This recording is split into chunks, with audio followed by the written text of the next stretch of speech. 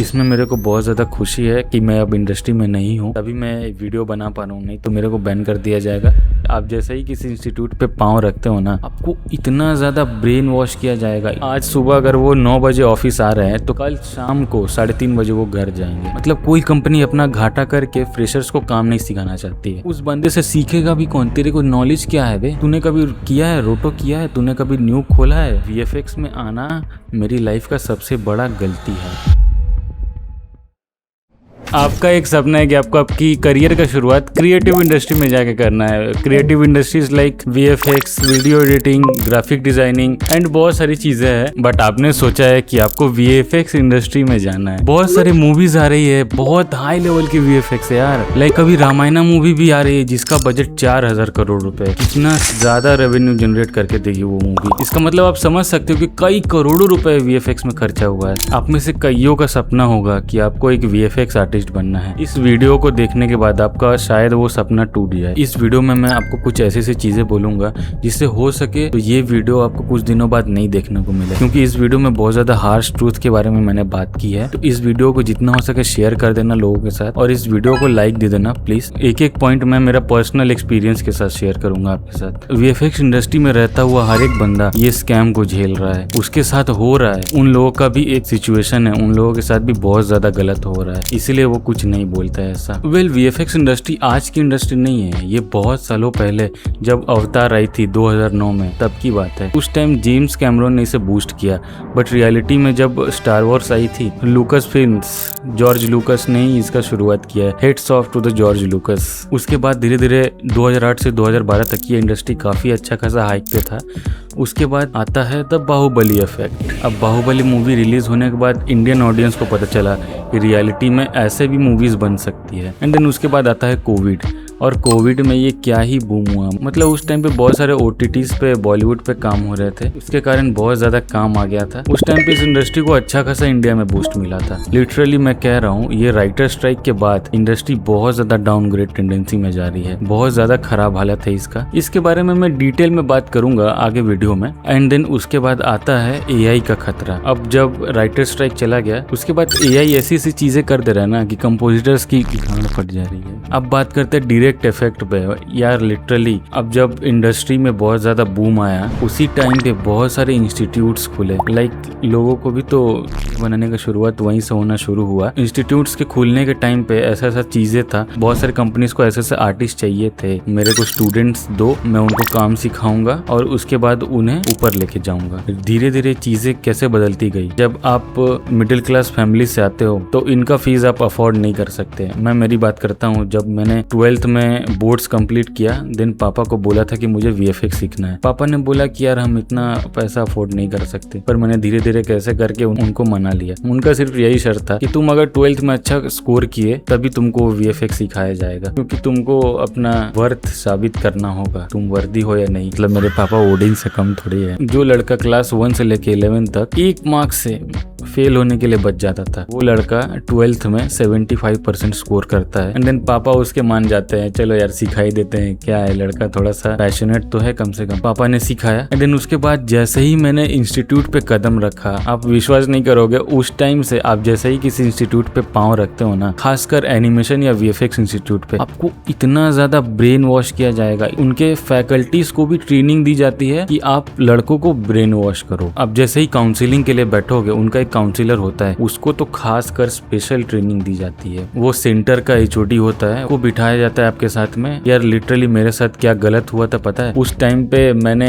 जो लड़का 2009 में अवतार को देख के इतना ज्यादा इंस्पायर्ड हो गया था, जेम्स कैमरॉन की जय हो, वो बंदा उनके मैगजीन में अवतार का फोटो देख लेता है। यार लिटरली उन लोगों ने शोरील बना के रखा था, हमारे इधर के फैकल्टीज यहाँ पे काम किए, इस जगह पे काम किए हैं। उस टाइम पे कोई भी ब्रेन वॉश हो जाएगा। इतना ज्यादा चालाक लड़का नहीं हो अगर आप तो। मतलब बात करने का तरीका उनका थोड़ा सा कैजुअल था, तो या आप मान जाओगे। जैसे जैसे क्लास आगे जाता गया, यार आप रियलिटी में मैं बताता हूँ फैकल्टीज को ट्रेनिंग कैसे दी जाती है पता है? आपका अगर सिलेबस में कुछ है ऐसा, रोटो का इंट्रोडक्शन या फिर पेंट का इंट्रोडक्शन या फिर न्यूक सॉफ्टवेयर पता है, ये पीछे खुला हुआ है। अब अगर VFX के बारे में जानते हो, VFX इंडस्ट्री से आते हो, तो न्यूक के बारे में आपको पता है। मतलब पूरा क्लास अगर 2 घंटे का है, अगर उन लोगों ने 1.5 घंटे में खत्म कर दिया, आधा घंटा वो सिर्फ मोटिवेशन पेलने में लग जाएंगे। यार पता है मैं ना SRK के साथ बैटिंग करता था और मजा आता था, और SRK ऐसा ऐसा बताता था, मतलब रियलिटी में हम लोग फैन, अरे हाँ अरे सर क्या बात कर रहे हो सर,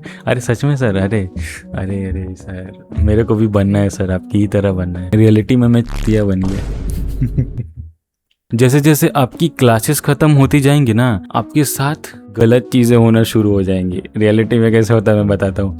मेरे क्लासेस जब ख़त्म होने लगे, मुझे उनका प्लेसमेंट ग्रुप, स्टार्टिंग में जब प्लेसमेंट की बात की गई थी, उन लोगों ने क्या बोला था पता है, कि अगर तुमने यहाँ पे कोर्स ऐसा ख़त्म किया, हमारे स्टूडेंट्स ILM में काम करते हैं, MPC जो कि बंद हो चुका है, प्राइम फोकस में काम करते हैं, जहाँ पे रामायणा का काम चल रहा है, DNEG में काम करते हैं। बंदा को एक ड्रीम हो जाता है यार कि मैं अगर यहाँ पे कोर्स कर लिया मैं तो पूरा जिंदाबाद हो गया। उसके बाद मेरे साथ भी यही हुआ। बट रियलिटी में जैसे जैसे आप कोर्स ख़त्म करते हो, उसके बाद चीज़ें कैसे इधर उधर होती है आपको मैं बताता हूँ। कोर्स ख़त्म होने के बाद प्लेसमेंट ग्रुप में मुझे ज्वाइन कराया जाता है।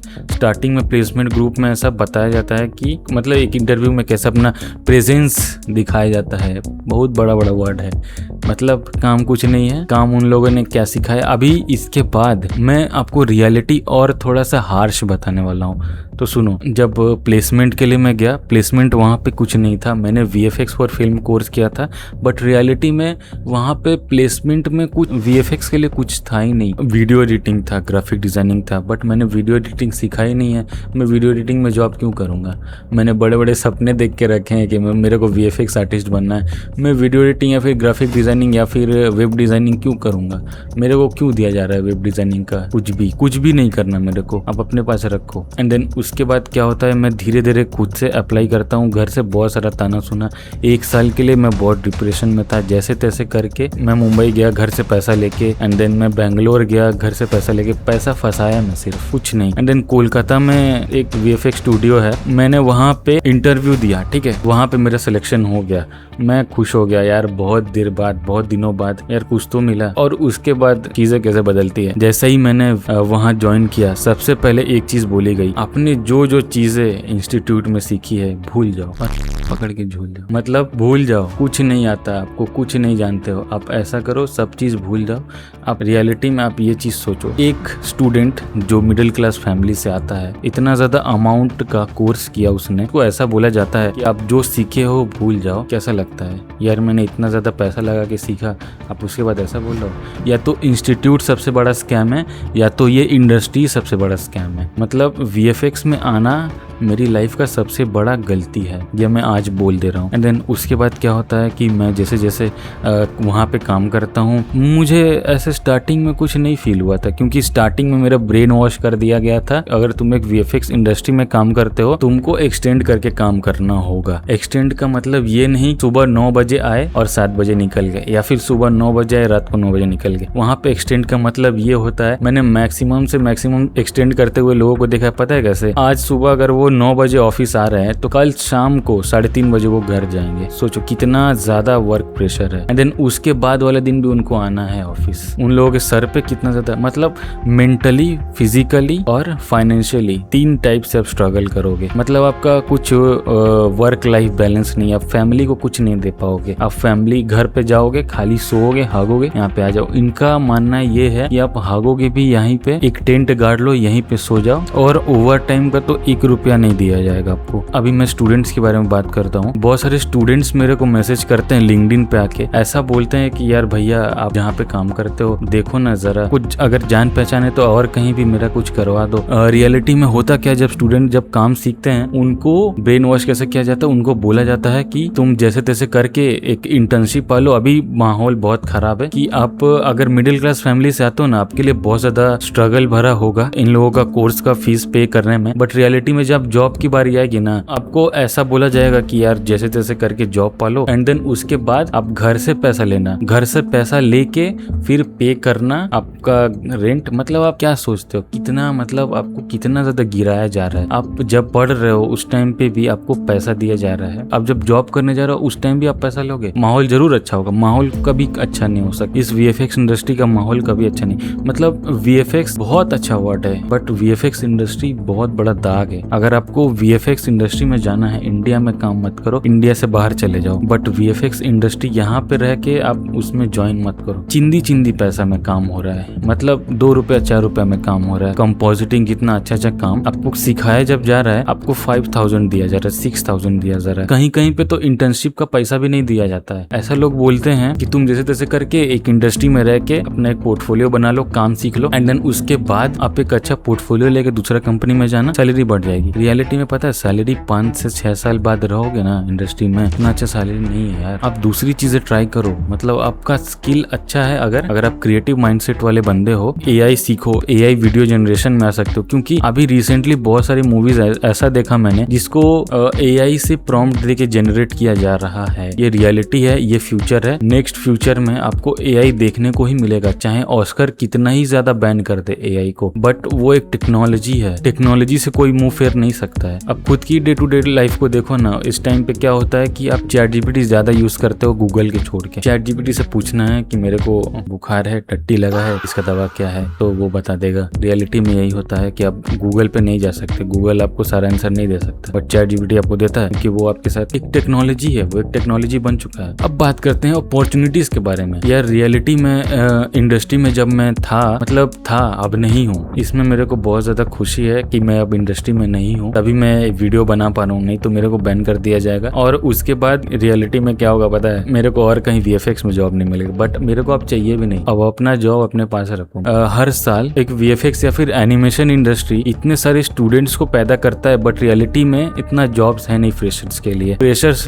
मतलब ऐसा है, जब मैं फ्रेशर था उस टाइम पे अपॉर्चुनिटीज का घटना शुरू हुआ था, और अभी भी घटे जा रहा है। फ्रेशर के लिए कुछ अपॉर्चुनिटीज नहीं है, जो है जूनियर्स के लिए है। मतलब कोई कंपनी अपना घाटा करके फ्रेशर्स को काम नहीं सिखाना चाहती है, तो इंस्टीट्यूट्स क्यों सिखा रही है? वो सीधा सीधी बोल देना चाहिए इस कोर्स में अच्छा फ्यूचर नहीं है, या फिर फैकल्टीज को भी, फैकल्टी का मैं दोष नहीं दूंगा, बट इंस्टीट्यूट्स को डायरेक्ट बोल देना चाहिए कि यार रियलिटी में नहीं है इस इंडस्ट्री में और ज्यादा जॉब, अब मैं आपको नहीं सिखा सकता। बट नहीं, उन लोगों तो पैसा चूसना है सिर्फ। मैं इतू सा से बच गया, मतलब 1 साल के लिए बच गया। इतना ज्यादा जो अमाउंट लगाया ना सीखने के लिए, वो सारा वेस्ट हो जाता, सारा कुछ नहीं हो पाता मेरा। आप एक फार्मर के फैमिली से बिलोंग करते हो, आपका बेटा चाहता है कि वो मूवीज में काम करे। अब जैसे तैसे करके बहुत ज्यादा मेहनत, मतलब फार्मिंग का काम बहुत ज्यादा मेहनत का होता है। फार्मिंग करके आप उतना ज्यादा पैसा जुगाड़ते हो, एंड देन उसके बाद क्या होता है, आपका बेटा जॉब नहीं कर पा रहा है। मतलब आपके बेटा का एक ड्रीम है, उसको कॉर्पोरेट में जाना है, AC में बैठ के काम करना है। रियलिटी में होता है क्या पता है, AC में बैठ के आप काम करोगे, खिड़की के बाहर जो बिल्डिंग पे लटक के खिड़की साफ कर रहा होता है ना, आपसे ज्यादा पैसा कमा रहा है। जो मेंटेनेंस के लोग आते हैं वो आपसे ज्यादा पैसा कमा रहे होते हैं। मैं सिर्फ VFX इंडस्ट्री के बारे में ही बात करूंगा, क्योंकि ये मेरा पर्सनल एक्सपीरियंस है। मैं VFX में 1 साल काम किया, बट 1 साल इनफ था मुझे उसको समझने के लिए कि ये बहुत बड़ा स्कैम हो रहा है इस इंडस्ट्री में। ऊपर से तो बहुत ज्यादा चीजें आ रही है, लेकिन होता है ना, सरकार क्या है, सरकार बहुत ज्यादा ऊपर से